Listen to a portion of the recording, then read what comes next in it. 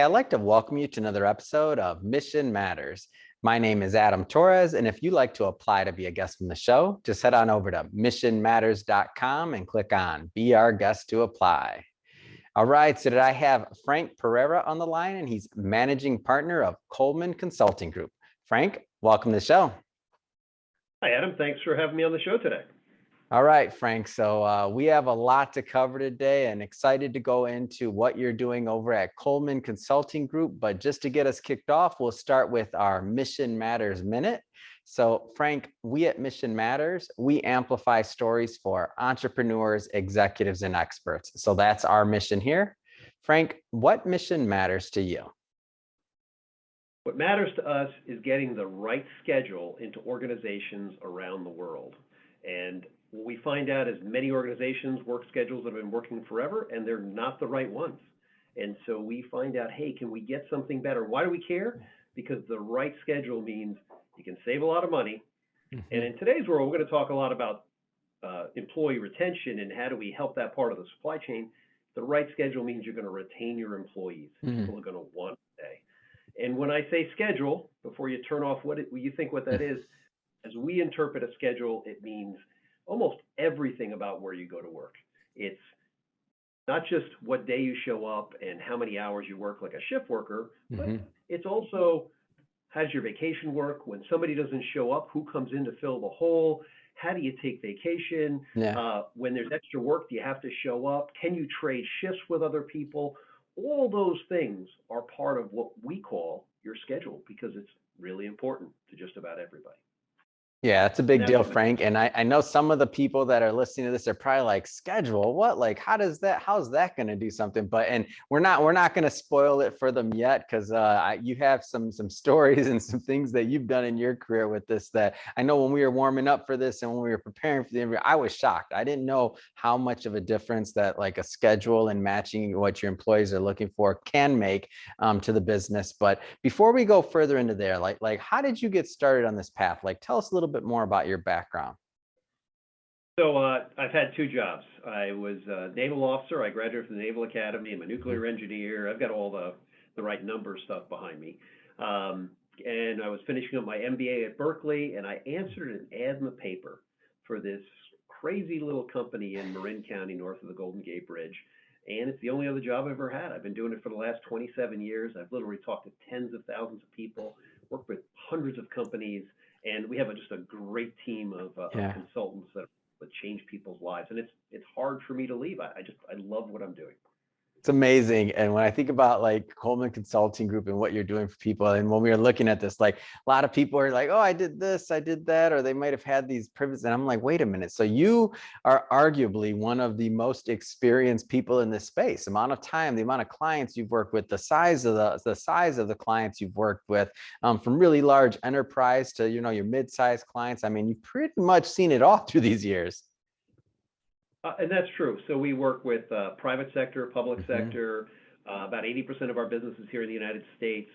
We have gigantic companies like Exxon or ConAgra, General Mills, and we've worked with smaller companies. We've worked with companies as small as 5 or 6 people. Because schedules matter to everybody. Yeah. And so, and I wanted to tee that up first and give a little bit of your background and why you're such an expert in the field before we went further. So now let's think about the overall landscape. So right now, when we think about retaining hourly workers and what that looks like. So a lot of churn in workforce, a lot of different things happening. So when we're recording this right now, October of 2021. So lots of changes going on, whether it's the pandemic or otherwise, that have caused people to change positions. Like, what are you seeing from your vantage point? I just know in the last 6 months, our phone has been ringing off the hook with companies trying to retain people. We are doing as many projects as we possibly can. Why? Because if you can change schedules, you can keep them. One of my clients from Ohio said, look, you raise people's wage to bring them in the door. But if you want to keep them, you got to change schedules. And typically we'll improve retention by 50%. In today's world, that's it. I know there's a lot of supply chain issues. There's a lot of reasons systemically why people aren't showing up for work. We blame the fact that they're getting a paycheck to stay home. If we're talking about hourly workers, we can Yeah. talk about the pandemic that's changed the philosophy. We can even blame the newest generation, saying, hey, these kids don't want to work, Yeah. right? Which, by the way, every generation is blamed the generation behind them. Fact. But really, it's just the way it is. But really is, can we fix how people work and find them a schedule that makes sense for them? Because if we can, Hmm. if we can find out something, and but let me digress first. And can I Yeah. tell you the reason I think schedules are so important? And I think this is what probably hooked you when you and I talked. Hmm. Is are we talking schedules? Are we talking about shift workers? Are we talking about the police department working in the middle of the night? Yeah. No, I'm talking to everybody, including you and I and everybody Yeah. listening to this podcast. If you think about it, we spend typically on a day, we spend the majority of our waking hours Hmm. at work, getting ready to go to work, taking a shower, driving in, all that stuff is spent at work. We Hmm. build our whole lives, everything that you think is important to you outside of work, right? Your friends, your family, Hmm. your kids, your significant other, spouse, whoever. All those things happen in the little holes where you're Hmm. not working. In that less than 50% of the time of your life, you're fitting it in. You end up meeting your spouse, you end up getting married, you end up Hmm. having kids, you end up raising those kids. That all happens in sort of the negative spaces of your schedule. Yeah. I don't care if you're working in an office or you're an executive or you're a coal miner. All those people have the exact same issue. You and I are worried about it too. Am I Hmm. getting enough time off to see my kids? How does that work? Um, so those things are very, very important. Hmm. Most schedules that people have today, where do they come from? Mm. No, they were just copied in, just the way we've always done it. We have one competitor really in this Hmm. space. You. Everybody builds their own work schedule. Every company, this is the way we're going to work. Well, how do you do it? Did you ever bring in somebody who's actually has a way to look at Mm. totally different way of doing things? Let's find different ways of doing things. Let's find things that make sense. And different isn't always right, Yeah. right? It's not always about getting the something new, but can we look at the gamut of possibilities and see what people would like and what people wouldn't like? Mm. You know, look at the Uber drivers. People love that schedule. Why? They have Yeah. amazing amount of flexibility. And if we would have thought of essentially taxi drivers Hmm. showing up at oddballs, filling, it would never work, right? Yeah. But all of a sudden today it works. And when the companies I know here in California, the state was going to change some of the legislature to force Hmm. sort of that whole industry to stop. And it wasn't the industry fighting, it was the employees saying, please, I need this to work for me. Yeah. I don't fit in traditional schedules. Today, 3 weeks ago, I was at a big window manufacturer in Florida, and they are having a tremendous problem with turnover, which Mm. we're helping on. We're just finished surveying the employees and figuring out what we can do for them. And the president of the company at the end of the meeting called me aside and he said, look, Frank, we cannot continue to do things the way we've traditionally done it. It's Yeah. not the 40 hours a week. Show up for your 8-hour shift or your 10-hour shift. And if you don't show up, if you're late, I'm going to give you a half a point. If you skip the day, I'm Yeah. going to give you 2 points. And I'm going to jack up the absenteeism policy. That's just not working No. because people are leaving. And he has, I mean, I'm seeing companies 20 years ago, 3 years ago. If you had Mm. 20% turnover, you would call me, you were worried. I have companies today with 200% turnover. Wow. And it's unbelievable numbers, right? So you have Mm. 100 employees, you see 200 new employees a year. Now, that doesn't mean you switch everybody. So what Hmm. that means is of those 100, maybe there's 20 or 30 people that will constantly, it's that churn of the young people, or the, not so young, but the newer people that are coming and leaving. Why? Hmm. Because every schedule's got good and bad things, right? If you think about if you're a restaurant, right? Everybody wants to work during the week. Nobody wants to work on the weekends, right? Right. Unless you're looking for tips. Well, it might be better on the weekends, right? But nobody wants to work the weekends or nobody wants to work the middle of the night. So who do we do? What do? We give that to the junior person. You just walk in Mm. the door. You got to do this first. No kidding. Those people are leaving constantly, Yeah. right? Right. And if there's less pressure on it, and I can still get paid because maybe I'm getting a little check for, the unemployment benefits have been extended or whatever. So I'm willing to, I may not even Hmm. make as much money, but I'm willing to leave for those kind of things. You can actually raise my wage. And again, I might come in the door, but if I'm working in the middle of the night, I'm not seeing my kids. Are you kidding me? I'm gone. Anyhow, I Hmm. rambled. Does that So help, Adam? No, tremendously. And so an example of this, because so those numbers you shared, first off, are shocking. So, 200% turnover, that people are calling, It's not the highest. originally with 20%, like you got a problem.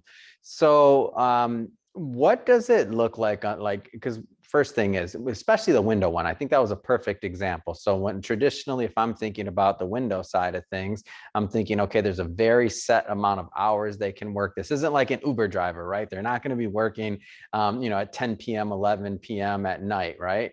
So that being said, I know some people are watching this right now and they're like, well, scheduling, like, well, I've always had this schedule. We've always done it this way. I feel like that's a trap that a lot of people are falling into right now, that are a reason why for some of the turnover maybe they're experiencing. So take us a little bit further down that user journey. So first off, you mentioned a survey. Tell me a little bit more about the process and what that survey entails, because that's where it sounds like it starts when it comes to an engagement.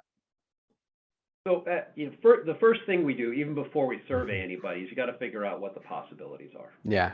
right?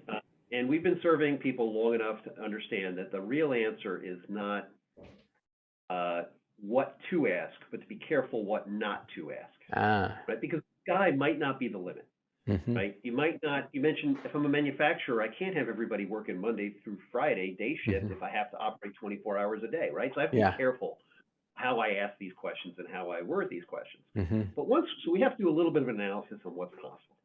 Once we understand that, absolutely, the next piece is the survey. Mm-hmm. And we have the largest proctored employee database in the world, hundreds of thousands of people that we've surveyed around the world for typically about an hour and a half. And we ask them all sorts of things about how they like to work and how they don't like to work. Yeah. And results are different schedules on, for example, health statistics and things like that. We Mm-hmm. know a lot. But the survey, more important than knowing what a lot of people like, I need to know what your people like, or your organization. If there's Yeah. 30 of you, what do you guys like? Do you like one of the more important things people like is to get more days off. To Mm-hmm. get more days off with the same paycheck, you got to work more hours on the days that you do work. So that's the big example is the 4 10-hour shifts instead of the 5/8. Mm-hmm. Not for everybody, but there's certainly a significant portion of the population that say, hey, I'm willing to give up 2 hours of my personal time every day to Yeah. get an extra day off every week, right? It's extra 50 days off a year.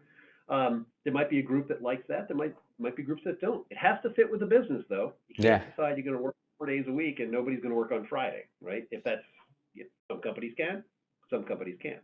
You could also work 10-hour shifts, 24 by 7, 7 days a week if you're one of those plans, and we have clients that are actually doing that. It requires some systems in place and things to work, but if you have the right skills and everything else, Mm-hmm. again, so what we do is we find out what the possibilities are, then we go out and survey people. Survey people takes like an hour and a half to survey people. We find out what they like and what they don't like. Then we go away, and typically 2 weeks later, we come back and say, "This is what you told us. Mm. I want to make sure I got it right." All surveys we ask questions that are similar, and if you ask this way on this one should be the same way. But what happens if you ask this one this way and this one's the other way? Something's going on here. Yeah. So now I need to get room 2 weeks later and go, can you guys tell me, why did you do this? And it's interesting. Workforces always surprise you, right? And then once you understand what they like, and we looked at the business drivers, now we can go ahead and create options that make sense for the employees, right? Mm. Often the driver for the hardest part of change is not the employees. The hardest part of change is always going to be, well, we can't do that. We've never done that before. We need to change this HR rule. Oh my God, we got to go to corporate, right? So we got to get through those issues, got to work through them. Now, I advise clients, though, if you're going to go ahead and survey employees, you better make sure you're going to listen to them, right? There was Yeah. a good article that came out last week in Inc. Inc. magazine that talked about the fact that why are people leaving? Because we don't listen to them. Mm. This is a company that they were quoting a survey of 2,000 full-time and part-time workers, Mm-hmm. and why they were actually leaving companies. And it's organizations do ask us what we want, but nobody listens to us. So if you're going to talk about schedules, which, by the way, most engagement surveys out there, work schedules is near the top. If you're going to go ahead and ask people about it, you better be ready to listen to them and make a change, right? It doesn't mean everybody gets what they want, but you got at least, they have to understand that there's a process, and we take them through the process. And if we do it right, again, the results speak for themselves. We can cut turnover in half, right? Retention, people will stay for schedules that make sense. let me take you to some specific examples of what makes Mhm. sense for people. Here's a positive one. Well, or I guess a negative one. A lot of companies today, you get to the end of your day and your boss says, boy, it was more work than we expected. We sold, that's great news. Everybody's going to have to stay an extra 10 minutes or an Yeah. extra half an hour. Sounds good, positive from a company's doing great. If I'm a single parent and I have to go pick up my daughter at 3 o'clock and my shift ends at 2:45 and I can't pick her up, how long am I going to stay at that company? Because what's my daughter thinking? Dad, you don't love me? Why Yeah. weren't you here? Right? If she's 6 years old or 5 years, she has no idea. She just knows, but I had this extra, she doesn't care. She Yeah. just knows that her father didn't pick her up. Right? How long am I going to stay at that company? Not too long. By the way, that has nothing to do with what people can traditionally consider your schedule. It's about predictability. How do we ensure that there's some predictability at the end of the shift? Mm. If we need to be flexible, how do we ensure the flexibility makes sense for us? Right? So we want to make sure we have those kind of pieces going today. I'll tell you, today in companies, if you think about what's happening with employees, to me, it doesn't surprise me people are leaving. Typical manufacturer in the United States, and it's not just in manufacturing, in a number of different industries.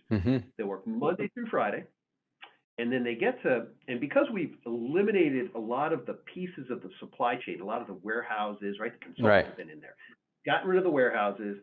They've gotten rid of a lot of the sort of the extra stuff that we can kind of flex between what we make, whether it's a good or a service, and our customers, right? So there's no gap there. So what happens when people do really well and they sell more? You get to Thursday and the company goes, wow, we're really kicking it this week, guys. You're gonna have to work Saturday and probably Sunday. That's your reward, right? for a job well done, right? Give me an employee. I don't want that, right? I'm having to work hard. Now I got to come in on the weekend. I was coaching this weekend. I was going to some. Yeah. Frank, you got to work. And of course, your worst employees will play the game and work on absenteeism and skip things, right? Right. In the end, you end up riding the best horses to the ground. So your best employees, they always feel like I'm committed to the company. I'm going to do whatever. Yeah. They're showing up every Saturday, every Sunday, working longer hours, right? Yeah. And then, by the way, it also goes the other way. We get to Thursday and we had a rough week. Oh, guys, we don't have any work for you on Saturday, but matter of fact, we don't have any work for you tomorrow, so just stay home. Yeah. So now you're an hourly worker and you just lost 20% of your work week, right? Wow. You just lost your paycheck. How long can you stay there, right? There are companies that do this regularly. Right? I can't tell you how many companies I've been to these days that work people 13 in a row, 21 in a row, right? And it's a disaster, right? And if you start doing that, no kidding, turnover is going to happen. And usually in those cases, again, they try to protect senior workers, and now the junior people are coming in. By the way, you come to work and you're working 12-hour shifts for the next 30 days, right? And it's a nightmare. Now, what's the right answer? I don't know. Every site is slightly different. By the way, I don't think that legislation is ever the right answer here. There's been a number of attempts to create nightmare, right? It's like trying to operate with a sledgehammer. You can't do it, right? You need to figure out what people like, what they don't, what's the situation at a specific plant. There are some companies that need tremendous amount of flexibility. They have a tremendous amount of flexibility. We have a company in LA. People work, they're scheduled to cover like 56 hours a week. They get a full paycheck. Sometimes they only work 20 hours that week. They have like 2 or 3 days they have to come to work. The rest of the time they're on call. If they come in on call, they get paid a bunch of money. While they're on call, they can't go to Tijuana. They're in LA. They can't go to Tijuana. They can't go offshore 5 miles. They can't tie one on. They have to be ready to come to work within an hour and a half. But that's a company that flexes from 2 people to 40 people with 2 hours notice. Wow. Right? I mean, nobody has more flexibility than anything I've seen or needs flexibility.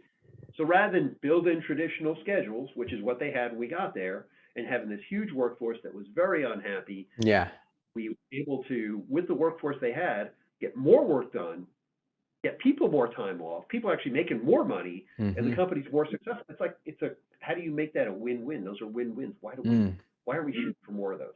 And so I feel like And so I feel like for some people that are going down this path, like when we started the interview, you mentioned like you have to know what questions not to ask because there's going to be some flexibility in that. So you don't want to, you're not riling up your workforce and creating a situation to where maybe you're having some them ask for something that's just not physically possible based on your type of business and business constraints. So that's not the point. The point is that as you go through this process within parameters, that possibly they're going to find some maybe unexpected outcomes in terms of those surveys. Like for example, maybe there's people that would prefer to work on the weekend versus not, or vice versa. There's people that can't necessarily work on the weekend, but like during the weekdays, they could work those longer shifts. Now, I know you mentioned that every employer is going to be a little bit different, every business, of course, but can you give me just an example of maybe something like that would fit the parameters of more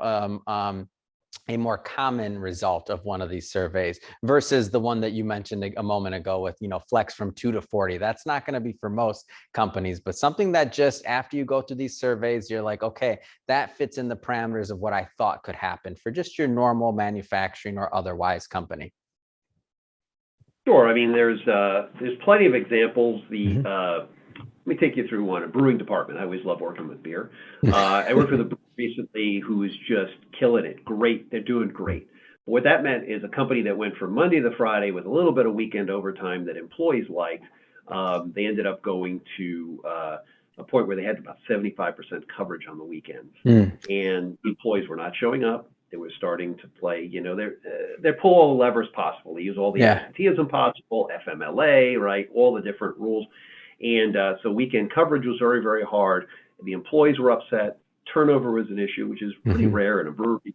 And it was a pretty big group, about 60 or 70 people working in this department, which is the brewing department. So we went out and surveyed the employees, and we found out there were a bunch of people that wouldn't mind working longer shifts or working the weekend if they could get a big break the next week, or they could get more time off. So in the end, what we did is we put about half the employees on a 12-hour, 7-day schedule with 8 rotated shifts. Yeah. There was a day shift that basically worked a 2-on, 2-off operation where they worked 2 days on, 2 days off. They ended up getting 180 days off a year. Wow. Think about that. If you work Monday through Friday, you get 52 weeks times 2 days, you get 104 days off. They get 180 days off a year. They work 180 days. They get half the year off, right? Yeah. Oh my, it's incredible. So they love that. Now they had to work half the weekends, but they typically were on for 2 days. They were off for 2 days. Now on 2, off 2 for a day shift is great. For a night shift, it's a disaster because because what do you do on your days off? You become a day person, right? There's no real fixed night shift. Night shift people become day shift people on their days off. That wouldn't work. So the night shift people said, hey, we'll work 12-hour shifts, but we need to get a 4 to 5 day break. So we built 4 and 5 day breaks into their schedule. So they got good recovery time.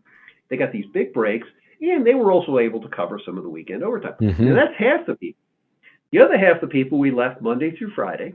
They work an 8-hour. There's some 10-hour shifts. They're mostly 8-hour shifts Monday through Friday, and they cover traditional. When we went to go ahead and the employees developed the solution themselves. We went ahead and implement. Initially, there were slightly more people that wanted the 8-hour shifts than were willing to take a chance on the 12-hour shift, 7-day schedule. Things are new. Most of I think are from Missouri. We want to see it first before we do it. Right? so we got about.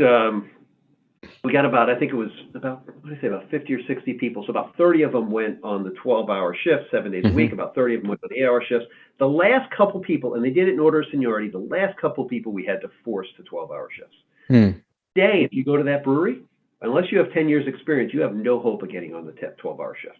That is the premier shift, not just for the brewing department, for the entire site. Everybody wants to go work there. Why? Because you get more days off.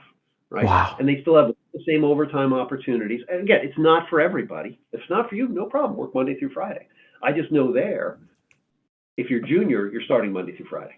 No, that's awesome. And you just now took me back to like early in my career. I even forgot this. Like I used to work a 3 by 12 overnight shift in finance. And we take when I worked for I think it was Charles Schwab when I worked for them a long time ago. And it was and I take calls like overnight, and we're working with like Japan and like just all the people that would call like overnight. And I remember that, and I had so much time off. How do I gotta talk to the other co-founder. How do I get that again? It's not happening. But you're right. And that was like one of those shifts that once I could get it, I was so excited about it. I had so much time off.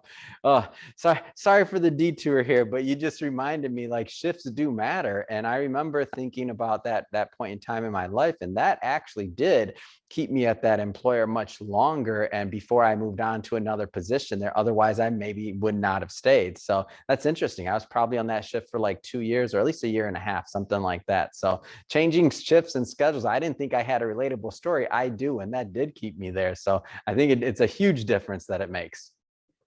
And I love the fact that it's not, you weren't making widgets. You weren't at an order line. You're in an office, right? Schedules matter to everybody. Oh yeah, no, that was, I mean, I had my series 6, 7, 63. I mean, you name it. I was so I was a finance guy. So that's not that's just an example. So good point there. So I want to go further into Coleman Consulting Group. So obviously we've talked a little bit about it, but maybe let's go a little bit further. Like what type of clients do you typically work with, and who gets the most value?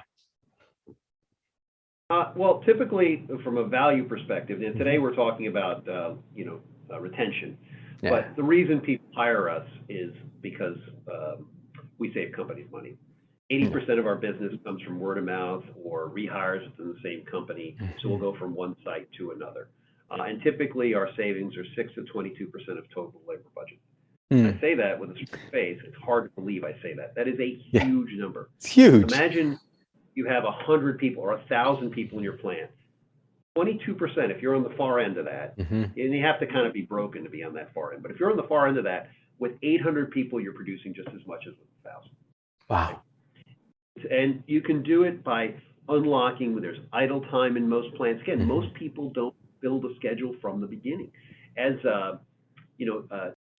William Shatner was in the news, Captain Kirk just last week, right? He went into outer space. And when I first started at Coleman, I went to work for Dr. Richard Coleman, who founded the company at a Stanford sleep clinic, and definitely a great understanding sleep, but really understanding businesses. And Richard said to me, Frank, when you go into a plant, before you do anything, before you talk to anybody, talk to the operations people, ask them how they want to work, and imagine people are from the Starship Enterprise. And if you need them, you beam them down. If you don't need them, you beam them back up to Captain Kirk, right? And that's the way you should build your schedule to begin with, right? And how would you, if you're working in a place where you're making glass and the cycle of the glass is 50 hours, why are we talking about a 24-hour day, right? Why are we looking at 50-hour schedules? I know that sounds crazy, but if you can do it, you can, one, save an amazing amount of money, and two, that way you can build people incredible schedules. Because what upsets employees, I think there's so many things that get them. One thing that really upsets them is when they're short-staffed, right? I need 10 people and there's only 8 here, we're suffering. As much as that upsets employees, overstaffing probably upsets them more. You need 10 and you got 12. And now it's Saturday night and I want to go see my kid's football game. He's playing football tonight, but I can't be here. There's only 10 of us need to be here. There's 2 extra people. Why am I here? Right? Yeah. And that can get people just as upset. So if you can figure out, hey, what is the work you actually need? Let's build the schedules around work. And now let's get into what can make sense for employees. Does that make sense?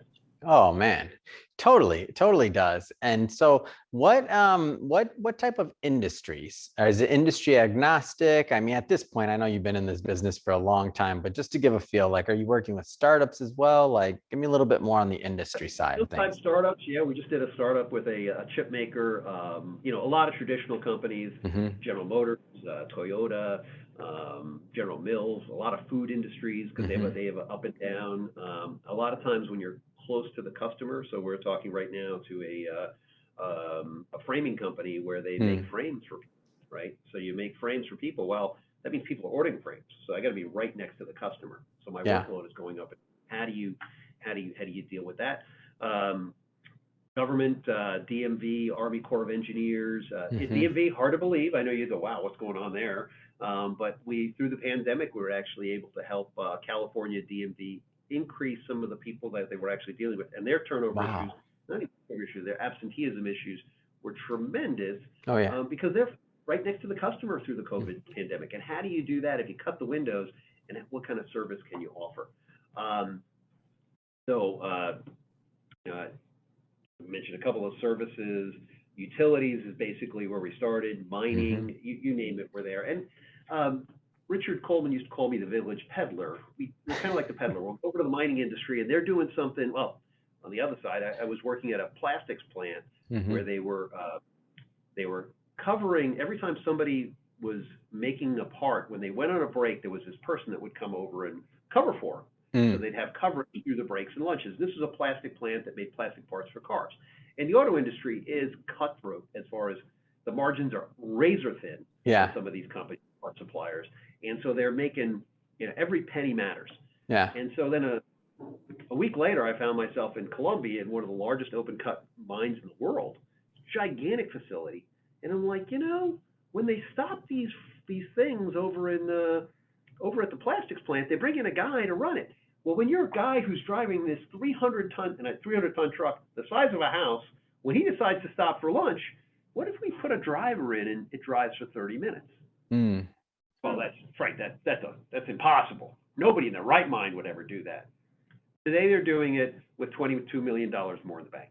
Okay, so that's the kind of numbers you can get out of that. Now, did they have to spend some of that to get the extra drivers? Absolutely. Did they have to build like little work sheds for people to be able to, with a microwave and a little fridge for them to stop and be able to eat while they could, while somebody else drove their truck? Absolutely. They have to get through all the safety requirements because for me Hmm. to just jump in the truck, I have to go look around. I have to make sure everything's right. I mean, these are big, big machines. I can't Yeah. just pull a guy off the street and just start driving. So, how did you do that? But if you did that, again, $22 million is a lot of money, right? And how do Amazing. you can change people's lives. And the employees, what do they think? Absolutely, they love it, right? Because when I'm taking a break, you're another truck. You and I are sitting there talking for a couple minutes while somebody else is driving our truck. We're happy to, right? And then we jump back in the truck and off we go. That's awesome. It makes total sense, and I like that example because it just lets people know that there's a way to rethink the way you're doing business, possibly that maybe you haven't thought about in the past, and that could equal some like real revenue there or real savings, either way. So this is, I mean, first off, Frank, this has been great. Like I learned a lot. I'm sure my audience did as well. What's next? What's next for you? What's next for Coleman Consulting Group? Well, to us, it's when you mentioned something earlier, I almost interrupted you when you said something about Uber. Those drivers would never work for a factory. Well, Yeah. I'll tell you what, I'm thinking about that, and I've got 3 big clients where we're in the throes of talking to employees right now Mm. and seeing if we maybe work some of that kind of magic, right? Wow. Why can't you? Let's think about it, right? Now, if you're a manufacturer, it's kind of scary. You want to make sure that you have your people there however many hours you're working, Yeah. right? It's 10 o'clock, you need to have 25 people on your line making Hmm. chairs or whatever, right? And if 23 show up, you're in trouble, right? Well, you have Yeah. systems to make sure people show up anyway, right? We can always maybe force in overtime or something. But what if we took a couple of those shifts and made them sign up shifts? Yeah. And and on your phone, you can have an application that says, "Hey, Frank, we have these 5 shifts you can sign up for the week."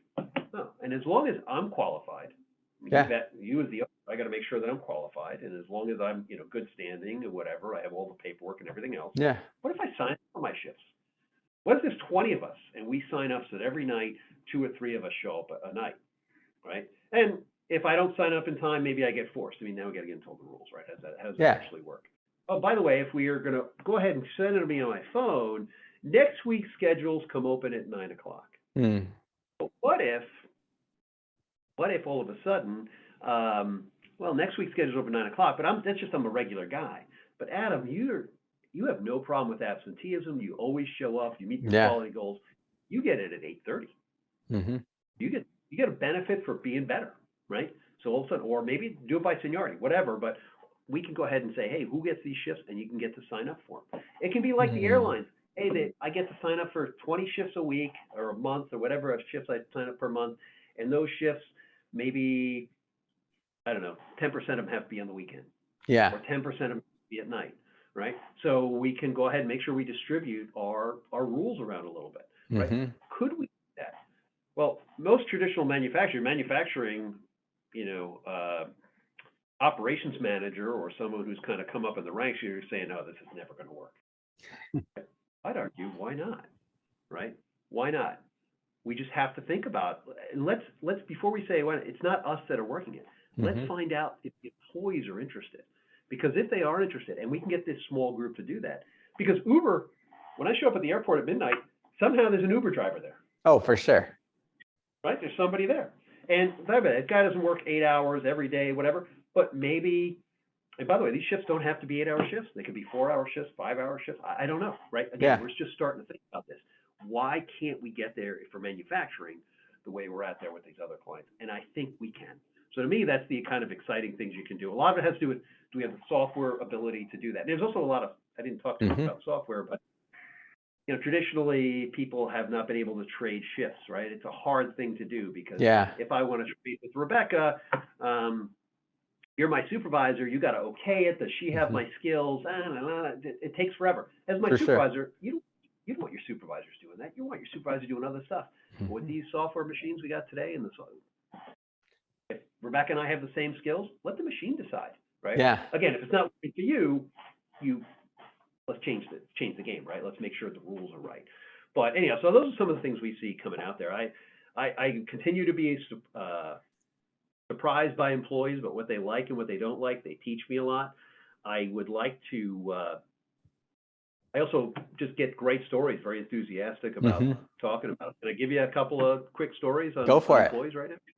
So, I was working at the bottling manufacturer down in Ohio, and they were working these just like I talked about before, Monday through Friday, traditional shifts, and they had a lot of weekend work.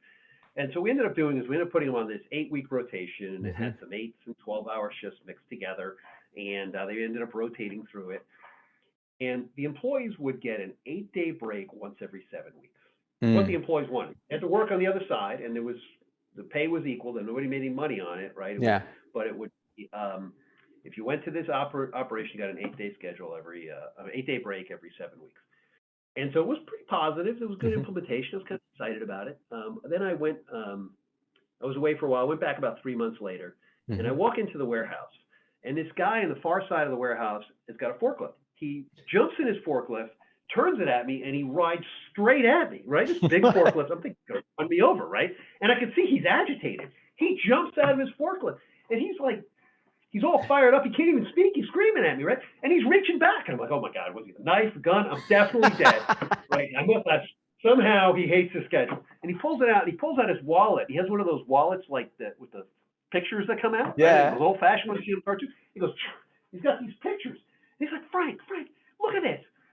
My first 8-day break, I took my kids down to, he was in Ohio, I took my kids down to the banks. We went fishing. My kid caught a shark. Look at this, right? Oh And my he was gosh. so excited about his schedule, right? And this is a forklift driver in a plant in Columbus, Ohio. To be Yeah. excited about change this guy's game. I've had people telling me, hey, new schedules have changed, have saved my marriage, right? Because Wow. they can actually meet people. But I think I have so many like this. This is why I do this. No, I this is was working at awesome. I'll give you one more. My one always sticks in my mind. I was working in a big plant in Mexico, a cell phone plant, and there were 2,000 people at this plant making cell Mhm. phones, and it was mostly a female workforce, and there was a group of employees. They were doing something probably like you were doing, like a 3-4, 4-3 type schedule. Yeah. But there was a group that worked every weekend, and I'm not a big fan of weekend warriors. So you're not gonna Mhm. if you have a weekend warrior schedule and you're thinking about implementing it, call me. I'll talk you out of it. It's not right. It's not. I don't care how much you think you know about it. If you don't believe me, I'll hook you up with people that are failed. Right. So these guys, they had this big group employee. About 500 of them were working weekends. Mhm. And so we went in there and we changed the schedules a little bit. And And a couple months later, I was there with one of my partners, and we're walking down the floor, and I felt like a rock star, right? I had these, it was mostly Mexican women, a lot of older women, like grandmas worked there, right? And I had these two grandmas, and they're coming up to me, and they're, of course, everything's Spanish, and I speak the language. They're like, thank you, thank you, thank you. Before you guys ever came here, I was dead to my grandchildren. Wow. I never saw them. Now I spend every other weekend with them. They have a grandmother. Yeah. And while she's saying this, they're crying, right, as they're talking to me. Yeah.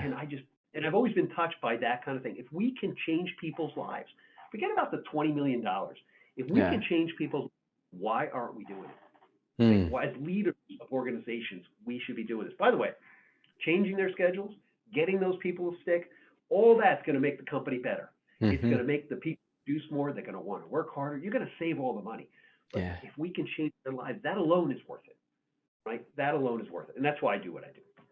Man. How's that? I'll tell you, it's inspiring. It's inspiring because I think what it does is it really connects people to understand that these schedules and what we do at work, and showing up, and that after work, we have families, we have other things going on, and obviously you have to earn money, you have to pay for bills, you have to do what you have to do to survive, and to thrive. But if you can make somebody's life better, like hearing that story about like this guy being able to take his kids fishing, like all those other things, when you want to talk about like employee turnover or retention, or if you just want to even talk about saving money, like what you're talking about, and having longer term employees, so maybe even not needing the same amount that you would normally need, like all those different benefits that you said, like that's the way to do it. Like that's what your data is showing, that's what all your experience is shown, and that's the true value here, is that you're really helping people, and that's just so mission aligned with what we like doing here, and that's why we love bringing these mission-based entrepreneurs and executives on the line, really to just talk about why they do what they do. So Frank, I have to say, so if somebody is watching this and they want to learn more about Coleman Consulting Group, what's the best way for them to follow up and to connect with you and your team? So the best way, is probably easiest way in today's world, is to go to our website, which is www.coleman-consulting.com. Awesome. And we'll definitely put that in the show notes as well, so that people can just click on it again. So the web address, just one more time for those that wanted to write it down. So it's www.coleman, so COLEMAN-consulting.com. And I should also give you, we have a 1-800 number too, which is 888-823-0810. Fantastic. Well, Frank, again, been a pleasure having you on the show today and learning more about your background and why you do what you do. And to the audience, as always, thank you for tuning in. Hope you got a lot of value out of this. Hope you learned a lot. If you did, don't forget, hit that subscribe button, especially for our new viewers and listeners. We have many more mission-based entrepreneurs, executives, and experts coming up for you, and we don't want you to miss a thing. And Frank, thanks again. It really has been a pleasure. Thanks, Adam.